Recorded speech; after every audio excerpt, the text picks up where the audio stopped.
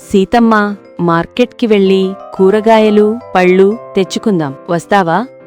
మాకు ఆల్రెడీ కూరగాయలు, పళ్ళు ఇంటికి వచ్చేశాయి. కూరగాయలు, పండ్లు ఇంటికి వచ్చేశాయా? అవును, మన నారా చంద్రబాబు నాయుడు గారు మనలాంటి గృహిణులకు శ్రమ తగ్గించి లాభం కలిగించాలని DigiRituBazaar.com ప్రారంభించారు. ఈ యాప్ ద్వారా మనం కూరగాయలు, పళ్ళు యాప్లో బుక్ చేసుకుంటే ఎటువంటి ఛార్జీలు లేకుండా ఇంటికి సరఫరా చేస్తారు. ఈ యాప్లో బుక్ చేసుకోవడం వలన మధ్యలో దళారీల బెడద తప్పుతుంది. అలాగే నకిలీ వస్తువులు గాని, నాణ్యత లేని వస్తువులు గాని రాకుండా ఉంటాయి. ఈ దళారీ వ్యవస్థ లేకపోవడం వలన ప్రతి గృహస్థుకి తక్కువ ధరకే నాణ్యమైన కూరగాయలు, పండ్లు అందుతాయి.